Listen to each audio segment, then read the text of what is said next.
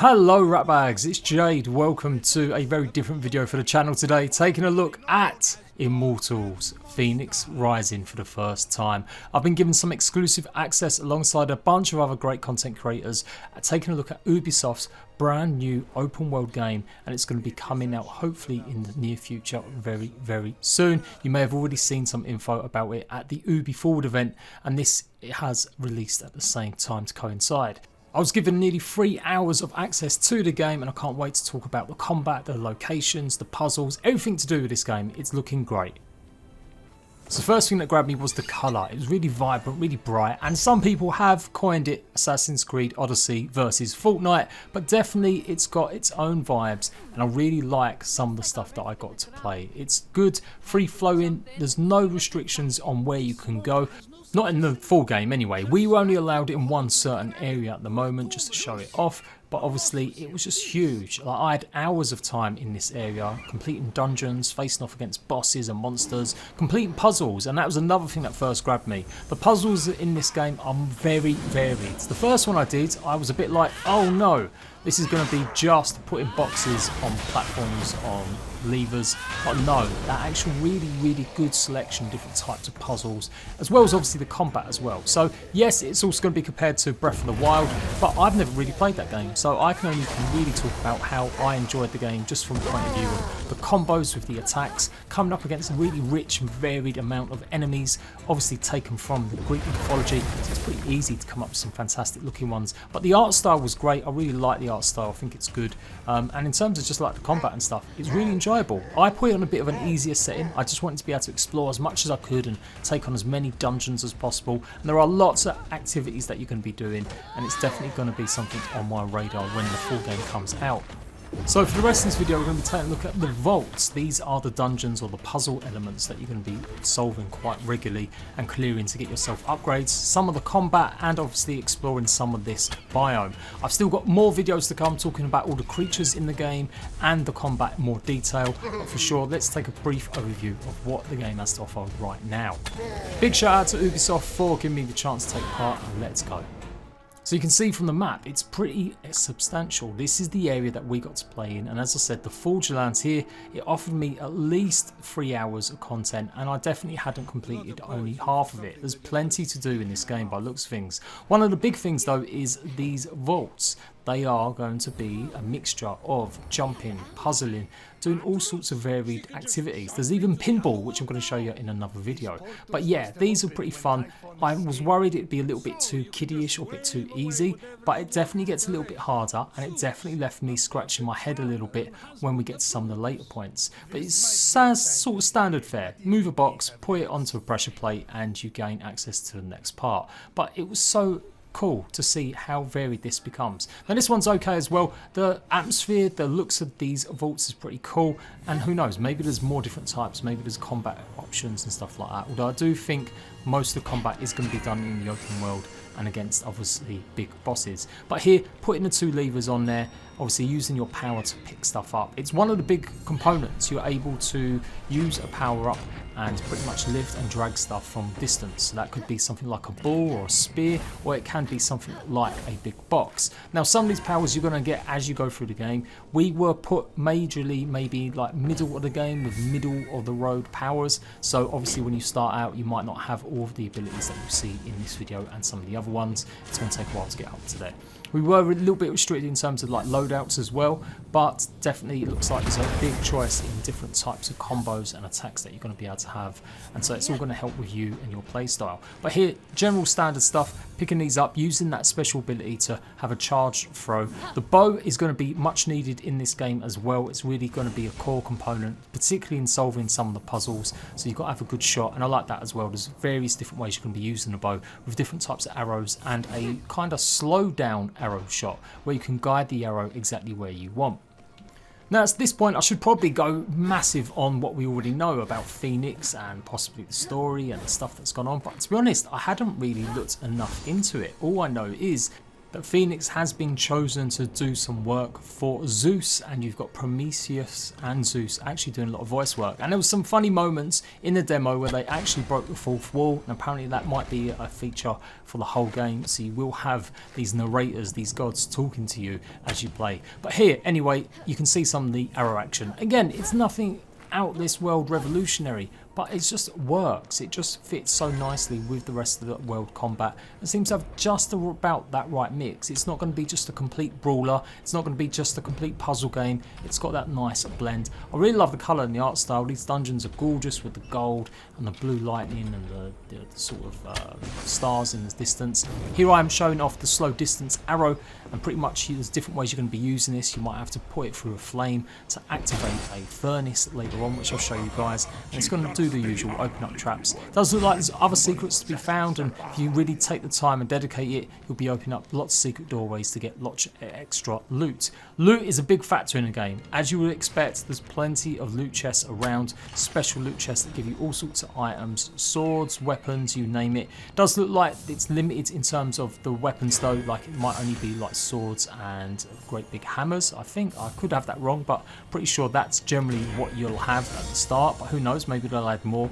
And the bow and arrow, there's lots of different types. Some will give you certain perks over others, like, you know, faster reload speed, or they might give you extra cooldowns on some of your powers. You get the idea. We'll go through that definitely in another video. But that was it. Completing just that little challenge earned me some of these Zeus's lightning bolts, and this is pretty much what you're going to use to upgrade your character and progress through so that you're leveling up.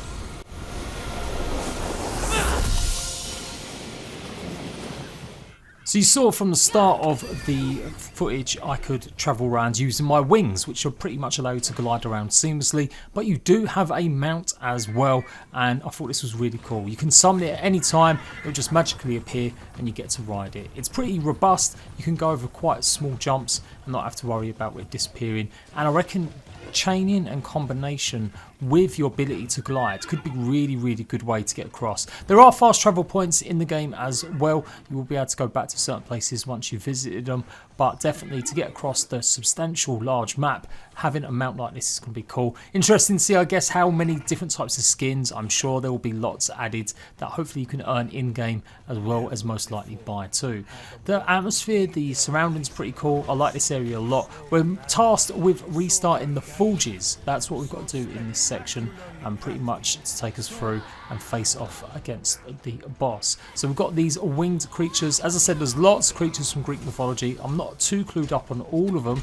I definitely recognise obviously like a Cyclops, and later on we might see the Medusa and things like Minotaurs and some others. But yeah, this is really cool. This is the first big proper taste of the combat, going up against multiple enemies and utilising all the special abilities. You've got a hook that you can pretty much drag yourself to, or like a special lasso, and that way you'll be able to start up some combinations of combos. There are cooldowns for some of this stuff though, so you're going to have to make sure you're utilising your normal combat as well. And you've got a special heavy weapon, which is that great big massive hammer, or possibly in this case looks a bit more like an axe, but it's definitely a big old hammer. That is a move that you can do quite a lot of the time as well, and obviously you will be able to get more abilities. Here's a shield bash, so you can take forward and give a lot of damage to one enemy right in front of you. There's area of effect attacks as well. That's what the hammer eventually ends up doing. I hadn't really grasped the concept too much here of being in the air and taking out some of these enemies. For sure, when you've seen the trailer, you recognise it a bit more. That's another move with spears that pop up from the ground and do massive attack of damage on any enemies caught inside it. You can stun the enemies, and that means you get more hits on them. It'll be easier to take out, and that's going to be pretty crucial as well. I'm guessing there's going to be more weapons that are more geared towards the stun abilities. And there we go. We took out two great big creatures there, and we're going to carry on trying to light these furnaces. So with the furnaces, and I'm guessing a lot of the gameplay is going to be based on this kind of thing, we're picking up like the charcoal block or the coal block here, popping it into the furnace location, and then we've got to work out a way that we can get a flaming arrow through. So your arrows don't normally have flames on them, maybe that will be an upgrade in the future, but here you can see I'm passing it through the torch and then guiding it. You can slow this arrow down, you can speed it up, and it's going to do the job. And in this instance we're starting up one of 3 or 4 furnaces before taking on one of the bosses. I think on definitely higher difficulties, the combat in this game could be pretty substantially tough. As I said, I put it on easy because I didn't want to spend too long just taking hits on enemies. I wanted to explore as much as I could and get as many of the side quests and locations into the gameplay. But this one here, you've got a automation lieutenant, and he's pretty much firing these big massive jets of molten lava at you. It's pretty cool, it's pretty good. Obviously it's pretty ineffective using a bow in this instance, definitely with the bow that I had, which was a pretty beginner bow. So yeah, you're gonna have to realise what the strengths and weaknesses are of the enemies and then plan accordingly. I like the area effect here as well. Taking a good look, you can see the arena's pretty large, so there are going to be places where you can go and hide behind and recapture some health, maybe using your potion. So there's a variety of different potions you've got. Obviously basic health, the mana or stamina I should say, and then you've got two other ones which offer a little bit more different in terms of protection, or they just do general extra attack damage. And you can craft these potions in some different ways, but I'm going to show you that in a second. But yeah, taking on the enemy here, watching out for the red parts, which apparently you can't parry, not on this occasion, you can only dodge out of the way. And yeah, the combat was satisfying actually, like it's a good old-fashioned traditional combat system, whacking away, using lots of combinations. I quite liked it, it was fun, it was enjoyable, and like I said, later on I started to master it a bit more, where you're in the air and you're doing a lot more combos and keeping enemies engaged a little bit more using the different types of moves you've got. The graphics look amazing. Obviously we were using a new solution for streaming, so this wasn't on my rig. I haven't downloaded a copy of it or anything. It was me strictly playing online on their rig. So looking top notch. I'm guessing it's going to be on a top notch computer. But obviously it's going to be coming to the Xbox and the PlayStation as well. And hopefully that's going to be very, very soon indeed. I'm hoping the rest of this year we might see some news about it coming out. So yeah, also if you avoid attacks just at the right moment, it slows down time just for a brief few seconds. That gives you a bit of extra time to get some more combos and attacks in. And yeah, I liked it. The enemy here was pretty varied in terms of attacks it was doing. Lots of different moves it had going for it. You can see there, slowing it down. I didn't really make the most of it. You can see the damage markers that I'm doing, only 36 damage there, 108 on the chest, and on the head I was doing a little bit more. I'm pretty sure that's going to be a bit more interesting coming across other enemies where you're really going to have to use your aim a little bit better. But yeah, that's pretty damaging. That big beam of light as well, just getting out of the way, well, that was important. I've nearly got this guy done, and that's the move with using my, I called it a hook earlier, but it's not really, it's more like just your ropes, your lasso, a bit like Wonder Woman I guess. And we're nearly finished. We're going to take down one big hit, just dodging around, getting a feel for it, and finishing him off.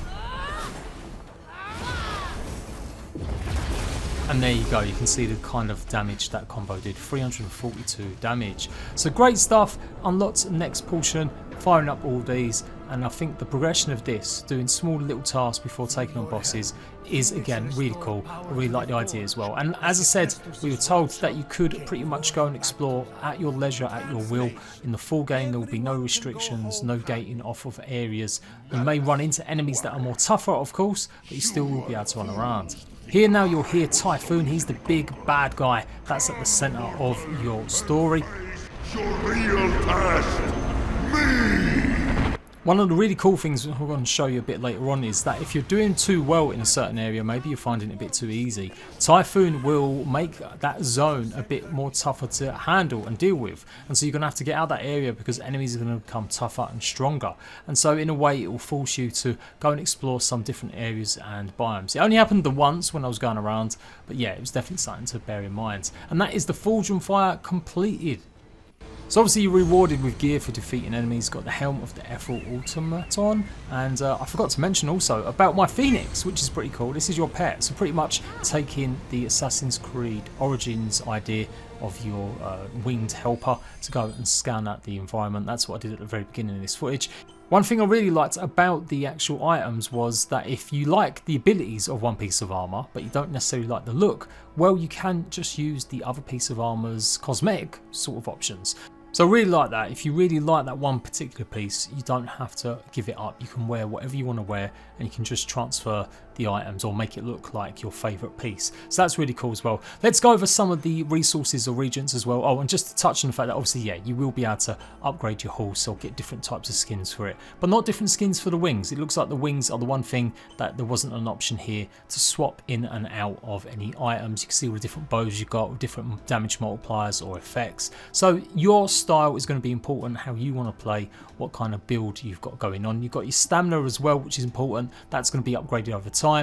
Then we've got things like Ambrosia, which is used to upgrade your health, Zeus's Lightning to upgrade your stamina, the Coins of Charon are your skills and godly powers, the Golden Amber is your potion effects, you get that from cutting down tree stumps. Yellow Adamantium Shards is for your arrows or your polo arrows, your blue Adamantium Shards are for weapons, armour and helmets, and then the red ones are just for weapons. Then you'll also notice that you've got the purple, and that's like the most epic, that's the most hard sort to get hold of. I'm guessing that's going to do a lot more effects. So it goes in rarity, you know, they each offer different rarities, so you'll get the idea that you're going for certain chests or certain activities are going to give you better rewards, and you'll be able to upgrade a lot better with them shards. Here's the potion in action. There's potion points all around, so there's no crafting benches, there's no just crafting it in your inventory. You have to go to one of these points, and there's about 3 or 4 of them around this section of the map, the biomes, and here you can pretty much craft them out of the resources like the pomegranates that I was picking up or some of the other resources. It's all very simple stuff. You can make one potion out of just one resource. You're not going to have to gather 5 or 6 different materials to make a potion. You've got the defense potion here as well, and then you've got the more damage potion. So again, it's just one particular type of fruit or herb that you're going to be gathering, or mushroom. So the stamina does mean mushroom. You can upgrade the skills though. You can upgrade how well they do, so you can increase the abilities of the health potion, you can increase the effects of a stamina potion, and that's really cool as well. I like the idea of that one. You will need a little bit more resources to do so though. It's going to pretty much cost you a little bit more before you can actually upgrade these. So again, you've got lots of choices in where you want to take your character, how you want it to progress, and what types of things your potions are going to do. The other thing with that as well is that the potions, once you run out, you can go ahead and just eat some of the resources you get, but they don't give you nowhere near as much the benefits. So even if you do run out of potions, you can go ahead and just eat the pomegranates directly or the mushrooms directly, and it will still replenish your bars. A small thing, but I like the little animation that you do. So once you've chosen what you've done, pretty much you're going to prepare your little cauldron, get the fires going, and it's just a nice little touch showing that you've upgraded your potion health gain here and you're making some of your potions. A small little thing, but I liked it. And there we go. That is pretty much the first few stages. Just going to finish talking off about stamina. Stamina is really important. It gives you the ability to glide, obviously gives you the ability to climb, and so you're going to have to make sure you get this upgraded at regular intervals. And that's going to be important, and making sure you've got enough potions to refill to use at any time in case your stamina does start to drop. So I like this aspect as well. It's not going to be so super quick and easy to explore. You might have to think about how to get up to a certain spot, and if you've got enough stamina to do it or enough items to do it. So that adds a little bit more, I think, nuance to exploration. I'm going to have one more sort of little battle with a bunch of mobs and enemies up here, and then I'm going to show you one last open sort of little puzzle or little challenge that you can do as well. So the enemies, like I said, I'm really impressed. I really like the different choices. We've got a Minotaur here, and obviously this Minotaur is fighting against some NPCs. Now they don't really talk to you, they just kind of linger around an area where there's a challenge. But it's really cool to see the Minotaur. And I'm guessing, judging from the boss fight, we may see some souped up Minotaur as a boss fight, because it was interesting to see some of these big traditional mythological creatures as small sort of mobs. So I imagine we will see some super sized ones or super duper ones. I did notice there were some alpha variants running around, but I'm going to cover that in another video. But yeah, to make the game a little bit harder as well. So taking on the Minotaur again, using variety attacks, you can see the NPCs kind of helping out a little bit as well. It wasn't too long before I took him out. He's got his own sort of stamina bar or shielding bar. You can see it's blue there, so you might have to wipe that out before we finish him. And I managed to take him out in one hit there, so that was pretty good. So now this opens up to a small little challenge, and I found this quite difficult. This is why I like the challenge of these. It isn't going to be just too super easy. You have to really get practicing with some of these. I'm going to be using my wings to glide through some benchmarkers or air vents to get extra air to try and reach the end of it and get access to some loot. I did end up failing this a bunch of times, hence why the scene has changed now. But finally, this one, I just about done it. But yeah, I quite like this. You'll find these all dotted around as well. The mini-map showed you as well some of them, and obviously you'll get the vaults. They'll pop up on the map as you explore more too. So this is the one, a navigation challenge. You see it was failed. I'm trying to get across. I really like the gliding. It's really cool being able to get across the map like that. And having the option with that and the mounts, I think it's going to be really interesting. And yeah, definitely a really fun way to get across without feeling like you've got to spend every 2 minutes taking forever running across the map. So yeah, really good stuff. Obviously with the fast travel as well, it's going to be beneficial. I still didn't do this very well. You can see I'm going through these sort of purple beams not very well, but eventually we do make it. So there you go, guys. That is Gods and Monsters, formerly known as, it's now Immortals Fenyx Rising. I'm going to be covering this in a big way when the game comes out. Check out the rest of the videos in the coming days, and I hope you've enjoyed my little walkthrough. Big shout out to Ubisoft for giving me the opportunity, and I'll see you ratbags later.